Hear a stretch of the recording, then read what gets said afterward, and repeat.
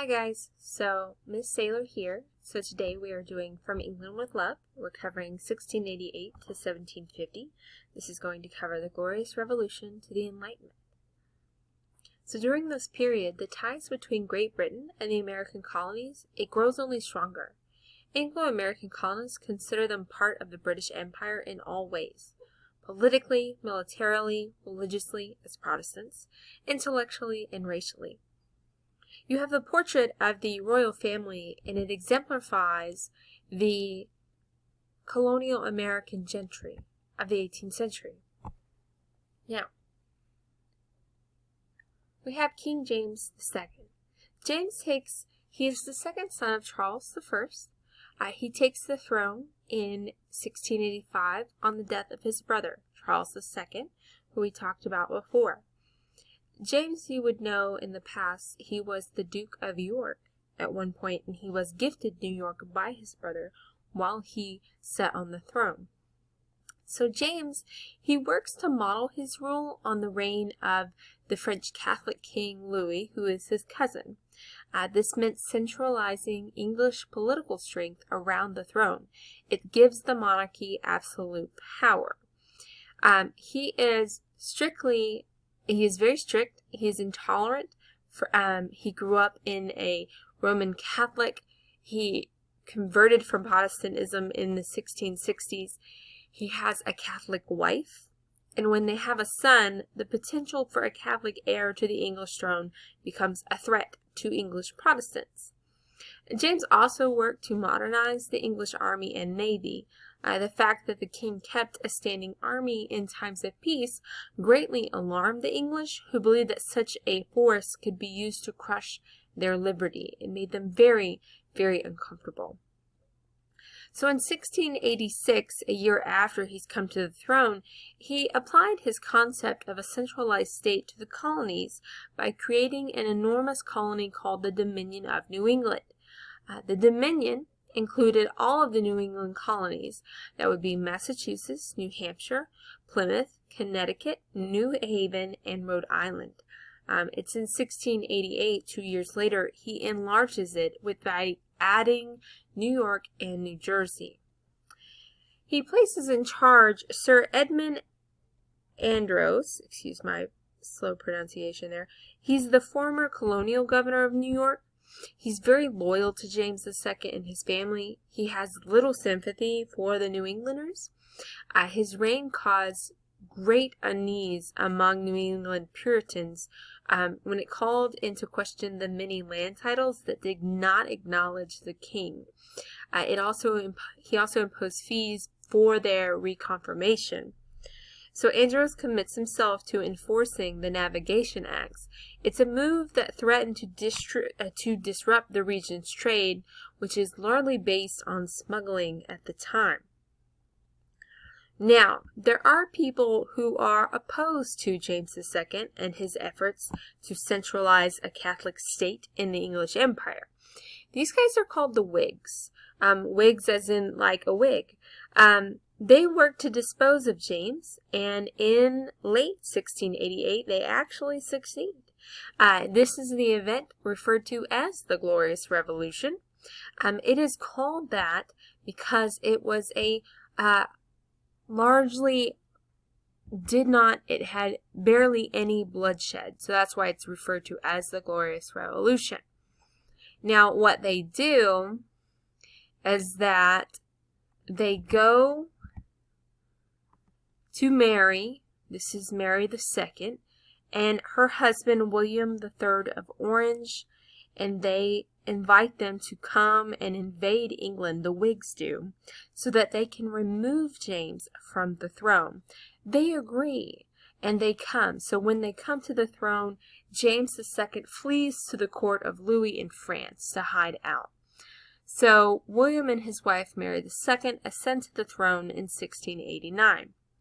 Now, when they do ascend to the throne, they have to sign the English Bill of Rights in 1689. They had to agree to rule as constitutional monarchs with their powers limited by Parliament. Now, what this means is that In establishing a constitutional monarchy, it stipulated that Parliament had independence from the monarchy, and it protected certain of Parliament's rights, such as the right of freedom of speech, the right of regular elections, and the right to pension the king. It also guaranteed certain rights for all English subjects, including a trial by jury and habeas corpus, which is the requirement that authorities bring a person who is imprisoned before a court to demonstrate the cause of imprisonment. In other words, you get your day in court. These are all things that we later see in our own Bill of Rights when they're written almost a century later.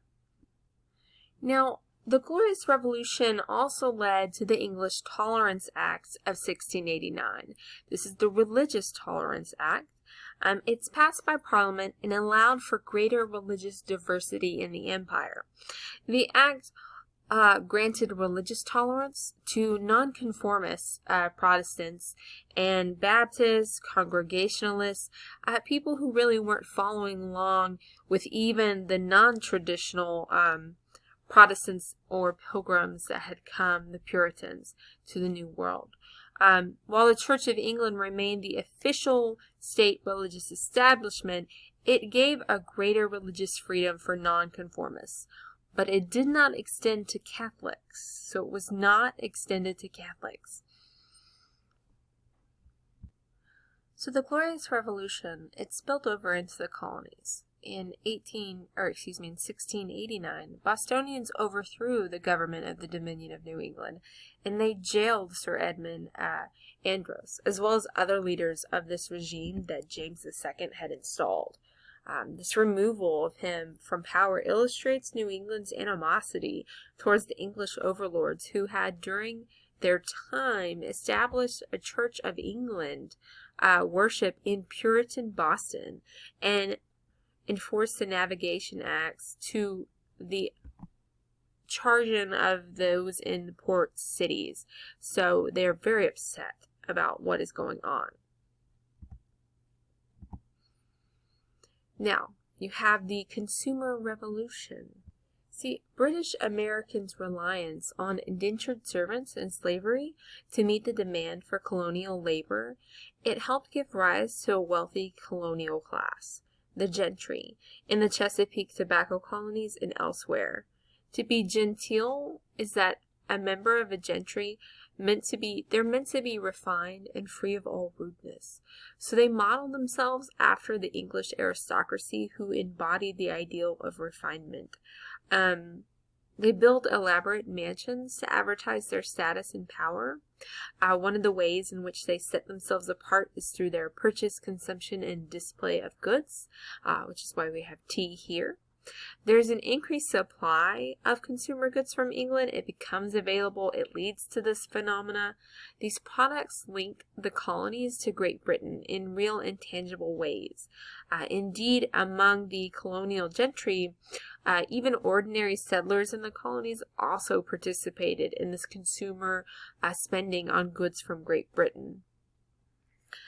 It also made printed materials more widely available. Before 1680, for instance, no newspapers had been printed in colonial America. But in the 18th century, you have a flood of journals and books and pamphlets and other communications that become available for readers.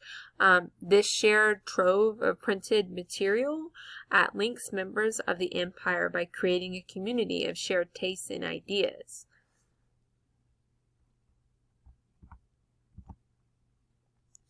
Now, we have the Great Awakening, or the First Great Awakening. There is a second one that takes place in the 1800s.